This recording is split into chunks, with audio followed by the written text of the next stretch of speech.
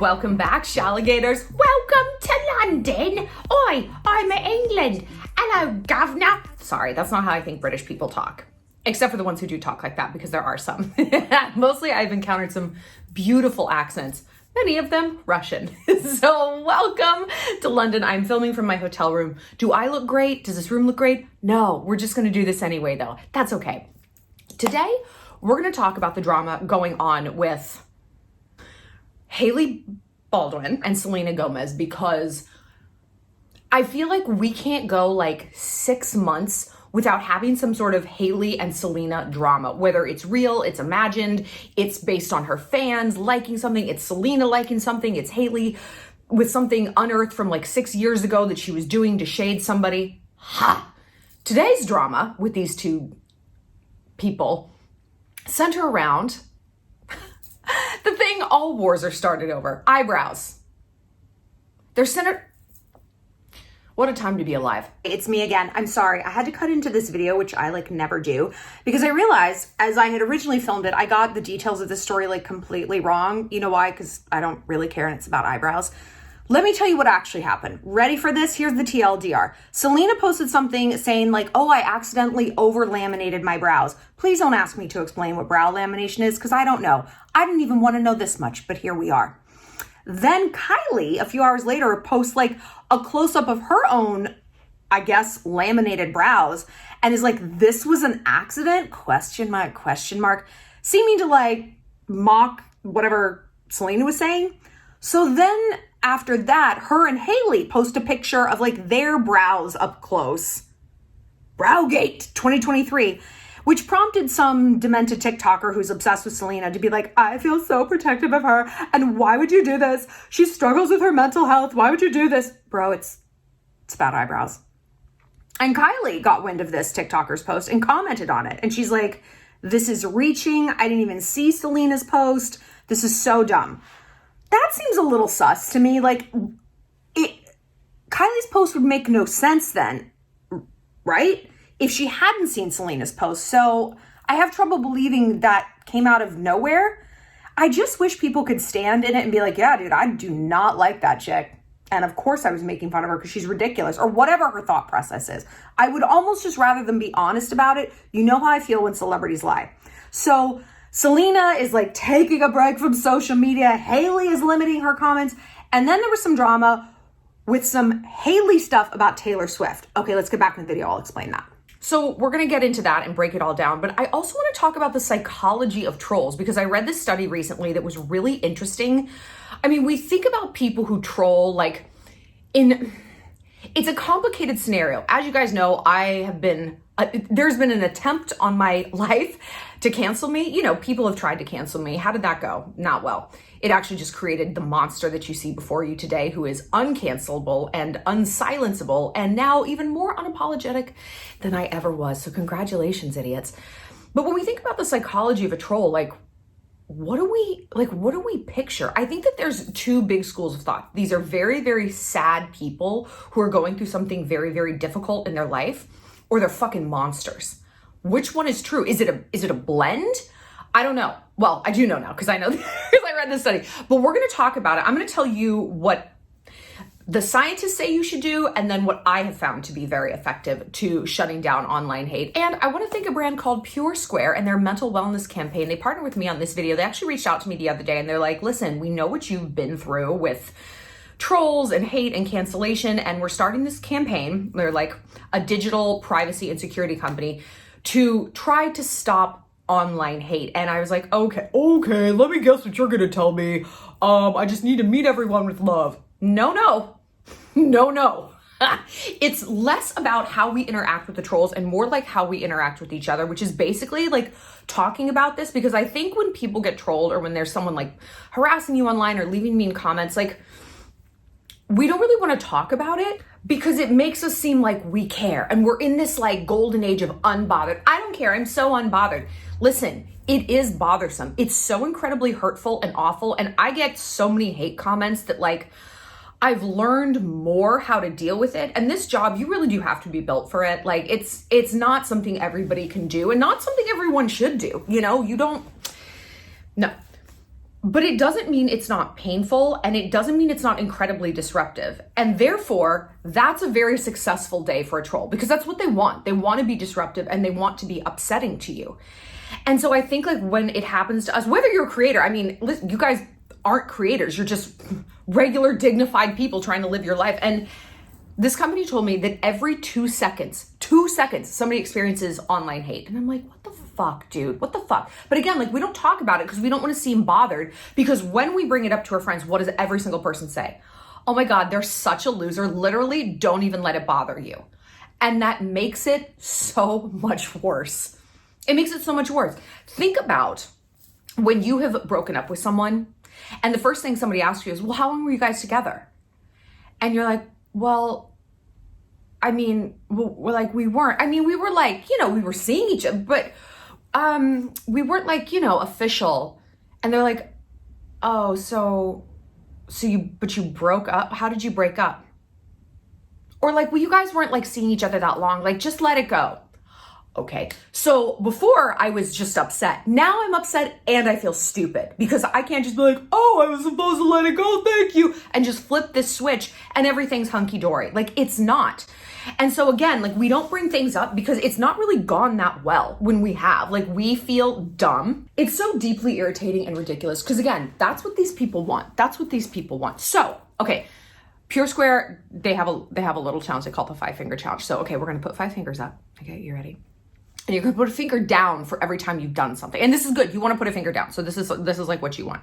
Okay, right? So you're going to put a finger down if you've reported someone for being a troll. Okay. You're going to put a finger down if you have chosen to respond to the hate with kindness or empathy. Put a finger down if you've spread awareness about online hate. Okay. Hopefully you have. I'm doing it now. Put a finger down if you've opened up to your family or friends about it. This is the one that I hope that you're putting down. This is the one. Because when you're suffering in silence, about anything, about a breakup, whatever, it makes it so much worse. No. So I'm putting a finger down.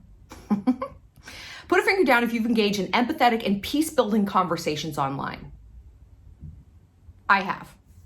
Yes, I have. I have actually once or twice like message a troll and been like, what's up, man? Like, what is with you? What is with you? Like, you don't even know me, or like you do know me and you're saying these ridiculous things. So I had one girl one time, she's like, hey, I just want to let you know you're looking really old and really wrinkly. Someone said that in a recent video today or not today, but a few days ago. And she had no avatar. Like she had no like profile picture. And I was like, that's interesting that you come here and trash my appearance and no one knows what you look like. Thank you. But somebody had said that like, I don't know, a while ago, and it was on Instagram and I PM'd them and I'm like, why would you say that to me? Like, do you know that maybe I'm having a really hard day? And to hear like, hey, you look old and ugly, like why on earth would you say that? Because you follow me, like you're a fan. And she was like, I am so sorry. Like I'm literally so ashamed of myself. I just wanted your attention. And I'm like, you know what? Have you looked on my Instagram? Like when people comment, girl, you look hot, you're crushing it. I respond to almost all of those. I respond to those. So if you wanted my attention, you could get it by being nice. Has that ever even occurred to you? Or this is just how you move through life, like setting little emotional fires and being a dick. Why are you like this? And she's like, I don't know. I'm just feeling really lonely. And I was not nice. I was like, well, of course you're lonely. Look at how you act. Of course nobody likes you. You're monstrous. Maybe like people ignored you when you were a child and that wasn't your fault, but people being mean to you now, that is. Like that, you are an adult. And this is actually your own making. Like, this is not your parents' fault. This is you. She's like, but I'm sorry. Like, is this not the psychology of trolls? Okay, I want to talk about what actually the psychology is. But first, I want to get into HAILEY and everybody because... Okay. So here's where it began. Selena... First of all, we need to talk about this. Selena is the most followed woman on Instagram. I'm sorry, I call shenanigans on this. I have read so many things that she has like a slush fund of money to just buy followers. Buy followers. I mean, wasn't it a few years ago when Instagram did that whole thing of removing all these bots from accounts and people like Lady Gaga had their following like slashed in half? It's like, oh, wow, okay. I also find it very odd that she would be doing basically nothing. I mean, she's on that TV show. What is it? Only Murders in the Building, something like that. Okay. But she's not on tour. She's not she's not Kylie Jenner. I'm sorry. Like, she's not the Kardashians where it's like, they're fucking everywhere. They're out. They're doing makeup lines. They're doing TV show. Selena's doing a TV show that I personally don't watch. You guys watch that show? I don't know. But it's not exactly like her target audience. Like, I don't know. It's like an older person's more cerebral show. And yet her popularity is just through the roof. She doesn't even have an album out or a song in the radio. She doesn't tour. I just don't find that plausible that she's eclipsing Kylie and Kim and Kendall and all of those people. Sorry. I don't find that plausible. So the dirt is a video comes up of Hailey from years ago, a few years ago, gagging when she heard Taylor Swift's name when she was hosting that show, Drop the Mic. I know who watched that, but she was like, ugh.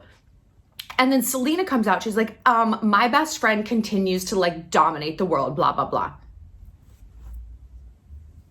God. My best friend, like, just let it go. Let it fucking go. And Selena's always on the internet liking mean tweets about Hailey and liking hate accounts. Like, she's lurking. She seems like she's lurking in the way that I don't feel like Hailey is. And you know I love Hailey and I'm a Hailey apologist, so I'm always going to skew in her favor. The whole thing is just a fucking mess. The whole thing is just a mess. And I just look at these people. I was like, can one of you just go get a life? Go get on one of your private planes and go someplace else. I went to London because I was sad. And I did something proactive about it instead of staying in Montana where it's -15 and being sad and like deciding to get on the internet and troll people. I got on a plane. That's what I did. I look terrible, but I'm having a great time because I'm trying to do something proactive. So let's talk about the psychology of trolls, okay? We've talked before about the psychology of stans, like super fans, and how they will have what we call a parasocial relationship with a celebrity. It sounds nice. Oh, parasocial. No, it's like parasite. It's like they have an inordinate attachment to somebody who doesn't know them and doesn't care about them and will never know or care about them. But to them, this person is a huge factor in their life to the point that they have imagined some sort of relationship to the next point that they have to defend and stand up for this person. And it's so pathetic. I was talking about this with a boy last night at dinner where it's like, there is this trend of people aligning themselves to issues that are not their own. Like, I'm an ally. The word ally makes my fucking skin crawl. Like, no, I'm not a, what? Like, it's so weird to me that people inhabit these causes that aren't theirs. And there's a difference between, oh yeah, of course, like I'm going to vote to support abortion rights, even though I'm a guy, or I'm going to vote for gay marriage, even though I'm a straight chick, like whatever. There's a difference between that. It's like, yeah, like, okay, I'll do the things that I can do to support this versus this is my identity when I actually have no dog in this fight, like a Selena Hailey Bieber kind of feud thing. Like the people who make stan accounts and attack other people, like, what the fuck is wrong with you? What is wrong with you? That is completely different than being a fan. I'm a big fan of Hailey Bieber. I would never go online and be like, fucking eh. And you listen, you can make a case saying like, Shallon, you've literally done videos doing that. You could make that case. But the difference is I make money on it. And I'm sorry that these people make me money. Like if I would make more money talking about pro golfers, that's the pivot I would make. I don't really have a dog in this fight. Even though it seems like I do, I don't. They're tools of my job. And I mean, I like Hailey's style, but like, I mean, I could never talk about her or look at her again and my life would roll on just fine. It's like it's no great shakes. But what about the people who it's like they're not in the fandom category. They're just like trolls. Because at least people in the stands, they feel like, deluded and unhinged as they are, that like, I have to do this. Like, this is giving my life purpose. This is giving my life purpose to go out and like cancel someone on behalf of BTS. That was my favorite part of getting canceled. I was talking about this with my friends in London last night at dinner who are all Asian. I was the only white person at the table. And you know how I felt about that?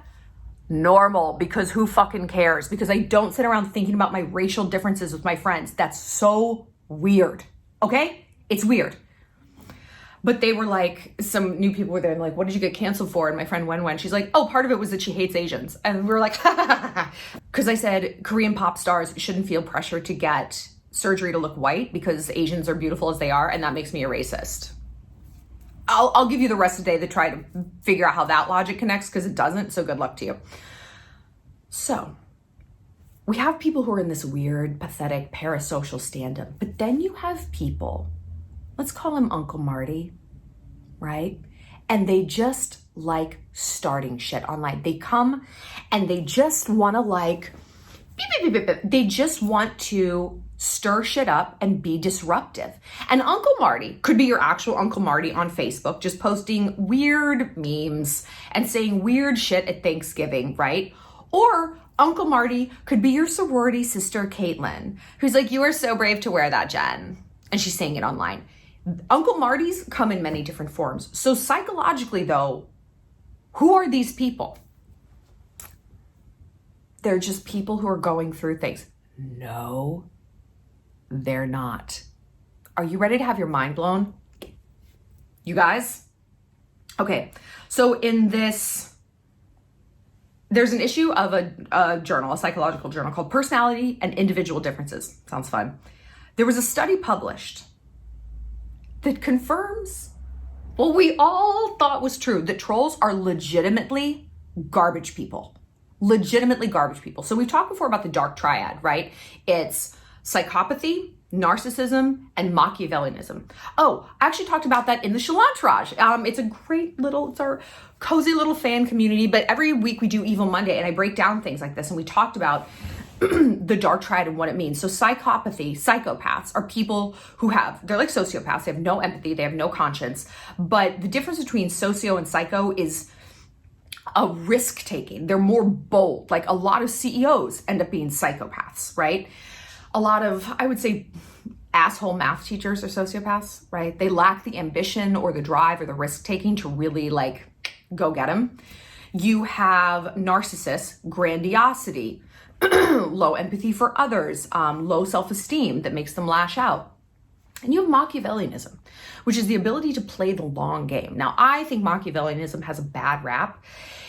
You know, I've talked about Machiavelli on my Instagram. Go and scroll back to my Italy pictures, but he had sort of a cool, neutral detachability. He could observe people and observe who they were without getting emotionally involved. So that's kind of how we've taken Machiavellianism into the modern age, of people who have this aloofness, this emotional aloofness, and sort of a reptilian strategizing.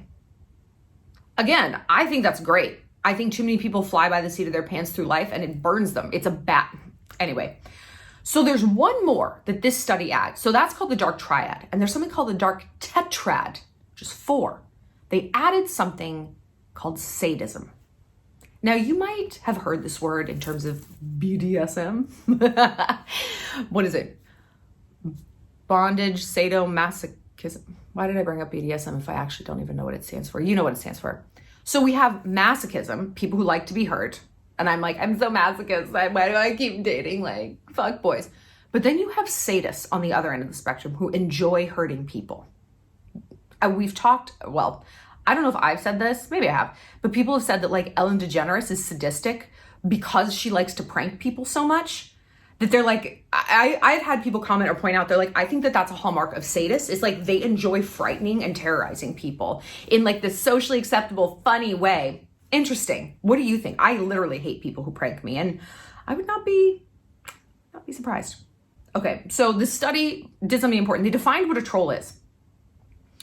There's someone who comes to discussion and with the intent of upsetting or disrupting the conversation. It's like there's no real purpose behind their comments except to upset everyone else, and they will lie, exaggerate, and offend to get a response, okay? So here's the thing. They did a study with 1,200 people. That's a healthy sample size. And the correlation of the dark tetrad, psychopathy, Machiavellianism, narcissism, and sadism were off the charts for people who said their favorite internet activity was trolling. Off the charts. It is an unmistakable correlation. Like there's no way you could dispute it based on these results. It's Crazy. The scores were so strong, this study said, that it might be said online trolls are prototypical everyday sadists. Trolls truly enjoy making you feel bad. Both trolls and sadists feel sadistic glee at the distress of others. Sadists want to have fun, and the internet is their playground.